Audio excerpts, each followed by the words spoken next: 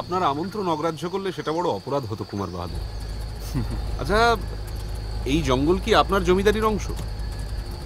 এটা আমার জমিদারির সীমা নয়। আচ্ছা, এই জঙ্গলে বাঘ আছে? সেটা একটা রহস্যময় ব্যাপার। বেশ কয়েকবার আশেপাশে বাঘের ডাক শোনা গেছে বলে লোকে বলে, তবে চোখে কখনো দেখা যায়নি। আর বাঘ চোখে দেখা গেলেও হিমাংশু মারতে দেবেন। কেন? ও নিজে ব্যাক করবে। হিমাংশু মানে আপনি যার কথা বলছিলেন, চোরাবালি এস্টেটের জমিদার? হ্যাঁ হ্যাঁ হ্যাঁ, এখানে শিকার করার অনুমতি আমি ওর থেকেই নিয়েছি। আচ্ছা, ওই দিকটা থেকে মাঝে মাঝে শোনা যায় বাঘের আওয়াজ, মানে লোকে বলে। চোখে কখনো দেখা যায়নি। আর প্রচুর হাতি আছে। আর ভাগ্য ভালো থাকলে দু একটা গন্ডারও দেখে নিতে পারেন। কি অজিত বাবু, হ্যাঁ, একটা দুটো হবে নাকি? বলে তো মন্দ হয় না।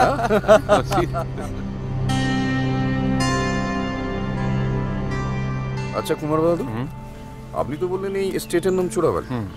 এখানে সত্যি চোরাবালি আছে? হ্যাঁ, সেরকম তো শোনা যায়, কিন্তু কোথায় আছে কেউ তা জানে। আচ্ছা, এই হিমাংশু বাবুও তো শিকারী? ও বাবা, ও তো শিকার পাগল। শিকারের এমন নেশা যে জমিদারি দেখার ফুরসতি পায় না। অসাধারণ টিপ। এই তো 3 দিন আগের ঘটনা, বাঘের ডাক শোনা গেছে। এই নিয়ে কানাঘুষো চলছিল কয়েকদিন ধরে। ও ঠিক করলো নিজেই জঙ্গলে গিয়ে একবার দেখবে। সেদিন সারাদিন আমি হিমাংশু দল বেঁধে গোটা জঙ্গল তোলপাড় করে ফেললাম, কিন্তু বাঘ টাকার কিছুই দেখতে পাওয়া গেল না। হ্যাঁ, ওই কথাই আছে না, অভাগা যেদিকে যায় সাগর শুকায় যায়। আর যেখানে বাঘের ভয় সেখানেই সন্ধে হয়। আচ্ছা, আমি একটু ওই দিকটা ঘুরে আসছি, আপনারা বরঞ্চ এই দিকটা একবার যান। ঠিক 1 ঘন্টা বাদে এখানে আবার আসবো, ঠিক আছে? বেশ, চলো চলো। ভুটান, সাবধানে। হ্যাঁ,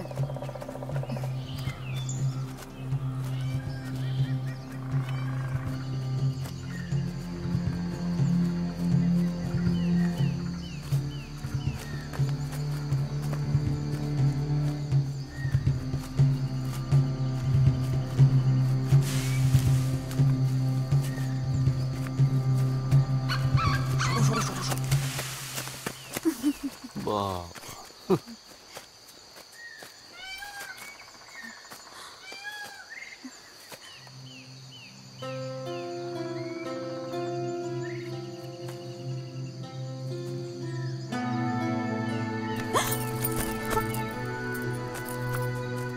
আরে কি হচ্ছেটা কি? ঠাকুরপো দেখে ফেলবে।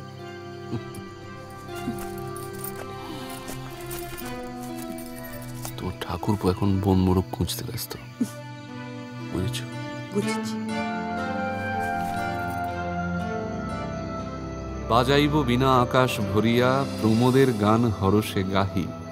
যাইব দুজনে উড়িয়া উড়িয়া, অবাক জগৎ রহিবে চাহি। জলধর রাশি উঠিবে কাঁপিয়া, নব নীলিমায় আকাশ ছেয়ে। যাইব দুজনে উড়িয়া উড়িয়া, দেবতারা সব রহিবে চেয়ে।